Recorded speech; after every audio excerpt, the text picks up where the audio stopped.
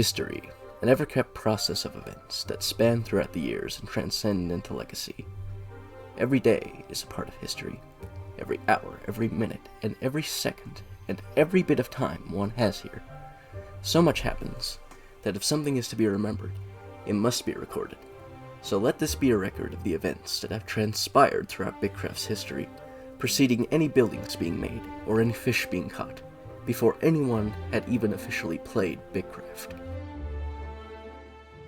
We begin with the trailer, that beautiful 1 minute 25-second video that showed the world bitcraft, a new kind of MMORPG. It showed off fishing, building civilization, and people traveling all across the world. People had watched the trailer. Some liked it, some were curious about it, some were harsh on it, but some looked for socials to sign up for the pre-alpha and found the Discord, which would be a blank canvas soon to be drawn on by the community's creativity. Which brings us to the first message sent, Hoyo, by a user named Kendo. Soon after, people started talking about the video, then more poured in talking about how excited they were. This is how the first hour or so went. So, for me personally, the first day was really normal, up until about, I want to say, 12 o'clock, 2 o'clock-ish, I think. I'm pretty sure it's safe to say 2 o'clock.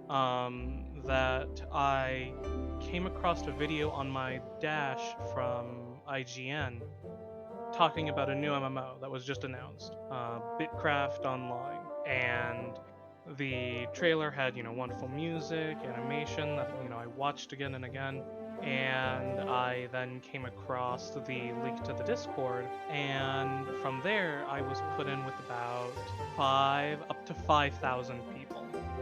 I think it wasn't that high at the beginning of the day when I joined, but it did get to that point by the end. That over the course of it, that you had all of these people talking about and theorizing and giving suggestions and putting together theories on what it would be like, what the story was like, why certain gameplay aspects were like this and that. It was just overall chaos. From that point, it quickly, over the course of like the next month and a half, it went down. But talking about the first day, see that in regards to the community in general, on the first day, there was just a bunch of talk about suggesting shrimp, and a lot of people jumped on it from that first day. And it only grew from there in hype. But that first day, you had a lot of people that were like starting stuff. A lot of people, as in arguments and debates on why it is that they think the devs should do this over this, and vice versa, and whatnot. And that, just boiling it all down, it really just kind of comes to the conclusion of a lot of chaos, and especially during the first couple hours of the video being up. It was really a lot. People were furiously typing away to be the first in the combos and speak their minds about the game. And amidst all this chaos, there arose 4 main groups: Shrimp, Snail, Copper, and the Brethren. These were the most iconic 4 of the beginning. There would be more who grew prominently from the first day, like Umbilica and the Shrimpire. The first day for Shrimp was very exciting. We were just spamming Shrimp in, I think it was game discussion, so the devs wanted to shut us up some way, so they had made us a hangout, and then a couple hours after that we made the Shrimpire, after, memeing that Shrimp went really well with Empire, so Shrimpire. From what I do remember, it wasn't that entirely chaotic, so, it was just, and there was a lot of Shrimp spam, admittedly, but aside from that, it was just your average amount of Shrimp spam, I guess. We're very excited to, to have the game come out whenever that happens, and, we hope to work with all the other nations. So, it all started by just asking if we would be able to make bread over and over again, right? And people slowly start to catch on, that that's what I was doing, and they started asking to, like, over and over again, just kept, like, becoming more and more of a thing until, like, it had a long-ass snowball effect. And it took a little bit of time, and then, like, an actual group formed over it, right? And I believe I can pinpoint exactly who did it.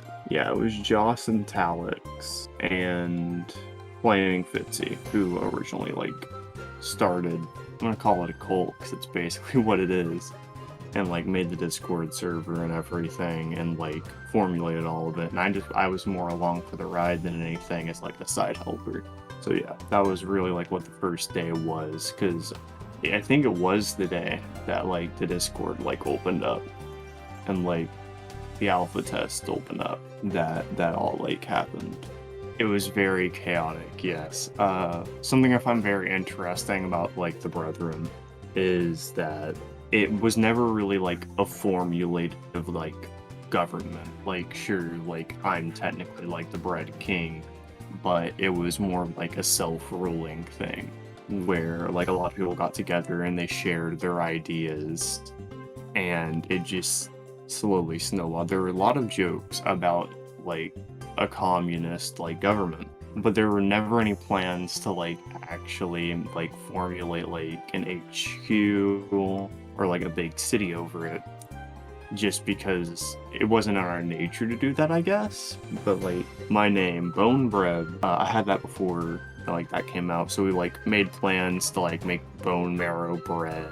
We had plans to make, like, baguettes, flatbread, like, any bread you could think of. It was brought up, like, first day in the chat, and there was just, like, no formulation of, like, what we were doing, actually. I believe, personally, like, the main idea of the Brethren originally, once we, like, actually started, like, conglomerating, was to feed people, and that was really it. A lot of us made plans to, like, branch out into different areas of the world, like, as they're being explored, to, like, set up shop, basically. Think of it as, like, a trader's communion more than an actual, like, government, you know? We would send people out to these different corners of the map and had them set up shop, right? And, you know, come back and forth with their earnings, right? And just have a nice little, like, community going about it. I do think that, like, right now, it being not very active is kind of sad, but, like, I do believe once the game starts, like, opening up to more and more players, that idea will come to fruition, just from the pure chaotic fashion of it all. But that was really the main idea. But not all guilds would make it out of the Discord era, though. In fact, many have been lost to the sands of time. Even still, the path of history is never kind. One must fight to forge ahead, to have meaning in this world. Though the first nation mentioned was none of these. Rather, it was called Botanica, the first one to rise up and take the mantle of a nation. It hasn't really been talked about for a long time, forgotten as many have been. But if anyone from Botanica is watching, I'd recommend booting it back up and taking the title as first ever nation, as that does bring something to behold. Anyway, Flaming Fitzy, keep that in your mind as he's going to be kind of important later, determined there wasn't a clear enough way to find nations. This was before the time of advertising on the bitcraft Discord, mind you, so he did something about it, and thusly the kingdom of bitcraft was born, to find and speak of nations that didn't have much say in an ocean of nations, so having any advertisement at all was a bonus. And that's how the first day or so went. A lot of hype, a lot of chatting, and a lot of community, with groups being formed left and right, a way to advertise those groups being built, and a whole lot of structure being put into place for the future. Things seem to be headed in the right direction as we begin the Discord era. So the Discord was made public, nations were being built, and the community was bustling. The shrimpire were fighting with the Brethren, and the Fishing Federation was created about this time. Anyway, during this time, some began to wonder if there was a way for nations to connect. With so many nations to pick from, some form of communication was necessary for better trading, policy, and alliances with other nations. Something would have to be built, and the solution would soon be in order. in the beginning with the ABCN, that the ABCN was something that was far more set in stone than it is today, with how, within regards to specifically the charter and how that was written and enforced in order to make an organized group, such as what several people, including myself in the community, call bitcraft UN. That myself actually, in regards to this, had looked over the document and had many questions regarding why it was that certain things were the way that it was, and why I believed it, in order to create a better system, that we couldn't use the charter as is due to it being so confusing. And not a lot of people joined in the beginning, especially because it wasn't as established as it is now. It wasn't viewed as necessary by the majority of the community that having such a thing would be beneficial. And, well, to be honest, nowadays there's that same issue of, is it really beneficial to have it? But we get there when we get there. That just in terms of what it was like in the beginning, it was the first director was, I believe, H1D6 something K, otherwise known as Castle, and that he had ripped the ABCN charter from another group, more or less just copying it and changing it to fit as needed. And on a personal basis, it was a lot worse than it is today, and a lot less organized and a lot more serious than it is. HID 16K, otherwise known as Castle, determined the solution to this problem was to unify the nations through the Association of Bitcraft Nations, or the ABCN, as it is commonly called. The ABCN would work on a system of a legislative assembly, built off of other nations which had immense popularity. This would mean that they would not have to be dead as far as chatting, and have at least 20 members in their Discord. These laws still apply today, and that's just for getting in. No matter how many people you had on the Legislative Assembly, only one nation vote would be counted, because I'm sure some nations would have too much power in there. The Bitcraft Global Economy was actually the first group listed by the bot. However, they don't necessarily have Legislative Assembly permissions, as though they are impactful to the economy, the leaders already would have leadership positions from other nations. Speaking of other nations, more and more began to pop up around this time, and some even joined the ABCN, like Ambilica, the Kingdom of France, and the Shrimpire.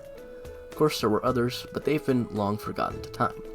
These include the Kingdom of Isengard, Aurora, the Empire of Valdoria, the so-said Aristocracy, Centauria, and the Peace and Trading Empire. However, these were just the nations. Some organizations were part of the ABCN, which would be quite important to the economy, like the Exploration Guild, Hixian Industries, and the Clover Guild. And then, there were those who were accepted but again fell to time, like the Bitcraft Commonwealth, the Raven Trading Company, the Capitalist War Cult, the Alliance, and the Silver Femme. This was the true start of the ABCN. Everyone else came a little later down the line, or in the pre-alpha era. Some rose here, some fell here, and some just chilled here. And this was kind of how it was, overall peaceful in the Bitcraft community. Discussions were still going on pretty strongly about what would be built in the game, and it was pretty calm. That was truly before the storm.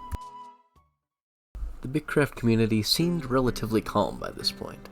Despite everything going on, people still found a sense of unity within this community, being created for an unreleased game. That was until about 2 weeks after the game's trailer, when some things began to go the wrong way. Every rose has its thorn. Every night has its dark.